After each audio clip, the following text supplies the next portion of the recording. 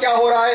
فَإِذَا فَرَغْتَ فَانْصَبْ۔ عامر بھائی، اللہ نے فرمایا جب تبلیغ سے فارغ ہو جانا تو کسی کو جانشین مقرر کر دینا۔ مختصر سا سورہ ہے، پورا سورہ سنا دو تاکہ صحیح مفہوم پیش نظر رہے۔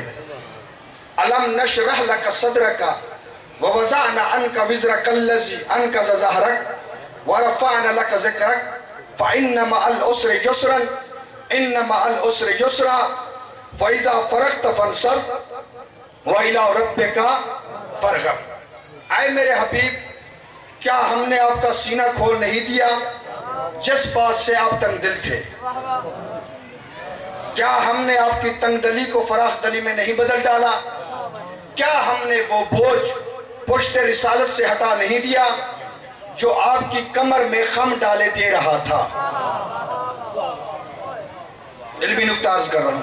وَرَفَعْنَا لَكَ ذِكْرَكَ، کیا ہم نے آپ کے ذکر کو رفعت اور بلندی عطا نہیں کر دی؟ شیعہ تفاسیر سے ہٹ کر اردبیلی اہل سنت کے عالم ہیں، انہوں نے بھی تسلیم کیا ہے کہ ہر آیت کی تفسیر الگ ہے، آیت الگ ہے۔ توجہ، وہ کہتے ہیں کہ اس آیت کی تفسیر جبریل نے اس طرح پڑھی تھی۔ وَرَفَعْنَا لَكَ ذِكْرَكَ کا ترجمہ آپ سمجھ چکے، پھر آیت کا ترجمہ کر رہا ہوں۔ اے میرے حبیب، کیا ہم نے آپ کا سینہ کھول نہیں دیا جس بات سے آپ تنگ دل تھے؟ کیا ہم نے آپ کی تنگ دلی کو فراخ دلی میں نہیں بدل ڈالا؟ کیا ہم نے وہ بوجھ پشت رسالت سے ہٹا نہیں دیا جو آپ کی کمر میں خم ڈالے دے رہا تھا؟ وَرَفَعْنَا لَكَ ذِكْرَكَ، کیا ہم نے آپ کے ذکر کو رفعت اور بلندی عطا نہیں کر دی؟ شیعہ تفاسیر سے ہٹ کر ابن سعد اردبیلی لکھ رہے ہیں کہ جبریل نے رسول کے سامنے اس طرح پڑھا تھا، وَرَفَعْنَا لَكَ ذِكْرَكَ بِعَلِيٍّ سِحْرِكَ، کیا ہم نے یہ سارے کام تیرے داماد علی کے ذریعے پورے نہیں کر دیے؟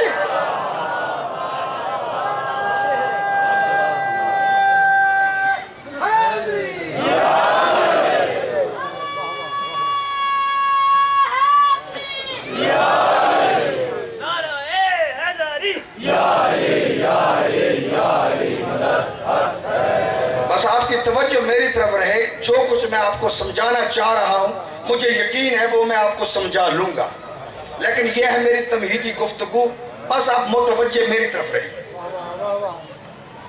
تو کیا کرنا؟ بِعَلِيٍّ سِحْرِكَ، کیا ہم نے یہ سارے کام تیرے داماد علی کے ذریعے پورے نہیں کر دیے؟ چونکہ یہ کام علی کے ذریعے پورے ہوئے تو پھر کیا کرو؟ فَإِذَا فَرَغْتَ فَانْصَبْ، جب تبلیغ سے فراغت مل جائے تو اسی کو جانشین مقرر کر دینا۔ تمہیدی گفتگو ہے۔ وَإِلَىٰ رَبِّكَ فَارْغَب، اور پھر پروردگار کی طرف لوٹ آنا۔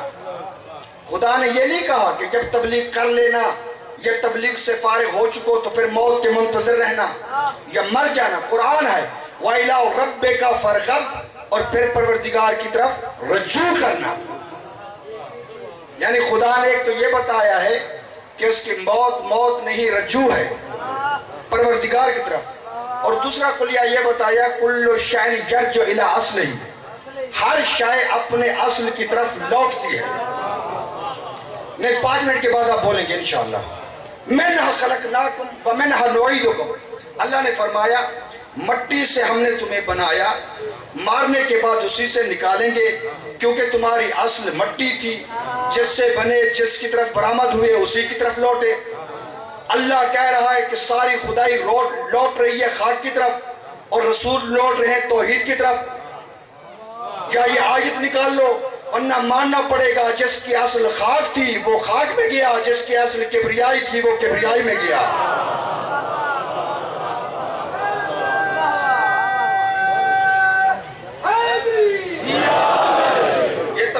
گفتگو ہے، پڑھتا جا رہا ہوں، سمجھا کے پڑھوں گا۔ جس وقت امیر کائنات رسالت کو بظاہر سپرد خاک کر چکے تو وہاں خطیب منبر سلونی کے لب ولایت سے کچھ جملے نکلے، خطبہ یہ تھا، امیر کائنات کی زبانی فیصلے ہو رہے ہیں اس دور رسالت کے کہ رسول کا مصدر کیا ہے، مرجع کیا ہے۔ علی سے بہتر رسالت کی تعریف کر ہی کون سکتا ہے جو خود نفس رسول نہیں، جو شریک ہے رسول کا ذات میں، صفات میں، جلال میں، جمال میں، کمال میں، پیکر میں، حیکر میں، نور میں، جز میں۔ نعرہ حیدری۔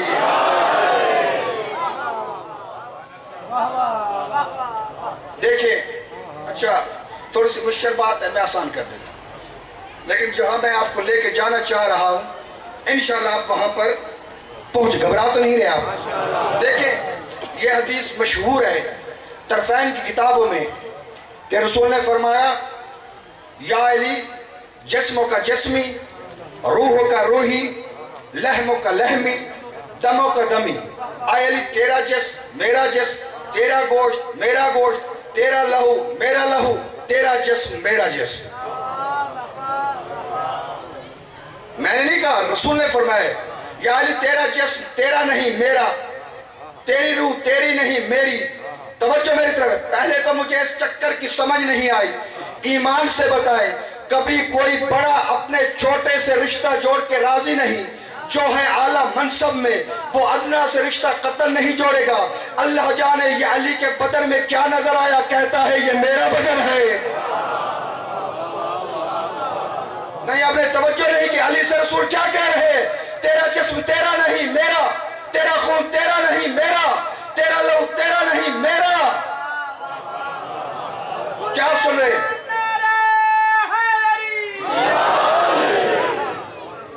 علی سے رسول کہہ رہے ہیں تیرا جسم تیرا نہیں میرا، تیرا خون تیرا نہیں میرا، تیرا لہو تیرا نہیں میرا، تو سارا جمع ہو کر بنا محمد۔ اب اگر کوئی بکواس کرے کہ ان کی اولاد تیرے میرے جیسی پیدا ہوتی ہے، اسے کہنا وہ جاہل، اس کا بدن محمد کا بدن ہے، اس کا گوشت محمد کا گوشت ہے۔ کبھی باپ کا بدن بیٹی پہ حلال نہیں ہو سکتا۔ یہ علی ہے جس کا سارا بدن محمد نے لے لیا۔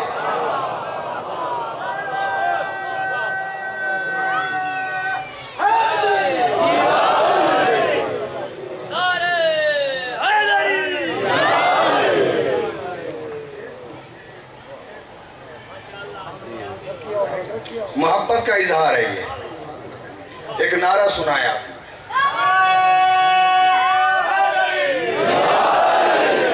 بس تمہید ختم ہو گئی۔ اب وہ جملے جو معراج پہ آپ کو لینا چاہے آپ اٹھ کے مجھے داد دیں گے، وعدہ ہے بے سخت، کہنے کی ضرورت ہی نہیں ہے۔ علی سے رسول کیا کہہ رہے ہیں؟ تیرا جسم تیرا نہیں میرا، تیرا خون تیرا نہیں میرا، تیرا لہو تیرا نہیں میرا، تیرا جسم تیرا نہیں میرا۔ پتہ نہیں اس چھوٹے میں بڑوں نے دیکھا کیا ہے۔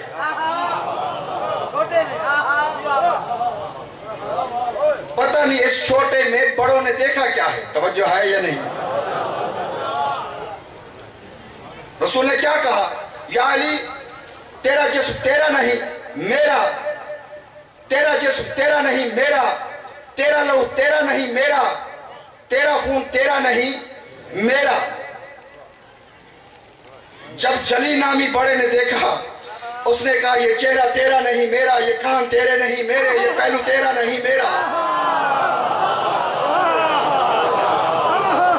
رسول تک تو رسائی ہو گئی، ان سے تو ہم نے پوچھ لیا یہ اللہ نے سارے کے سارے بدن پہ قبضہ کیوں کر لیا؟ یہ سب میرا جاہل نہ بن، جہاں میں نہ ہوں اس کے سارے بدن کو اپنا کہہ کے تم جیسے جاہلوں کو سبق دیا ہے۔ جہاں میں نہیں ہوتا پھر علی علی نہیں ہوتا، میں ہوتا ہوں۔ یہی سے میں نے کلیہ سمجھ لیا کہ وہ جو کہہ رہا ہے جہاں میری ضرورت پیش آئے میں کبیر ہونے کے باوجود جسم رکھتا نہیں، بدن تو نہیں رکھتا، اس کو اپنا بدن بنایا کہ میری نیابت کے فریضے سر انجام دے۔ اب اس حدیث سے ثابت ہو گیا جو رسول ہے وہ علی ہے، جو رسول ہے وہ علی ہے۔ یا رسول کو معراج سے واپس لاؤ یا علی کو وہاں مانو۔ یہ کیسے ہو سکتا ہے کہ بدن کا ایک حصہ تو جائے اور دوسرا نہ جائے؟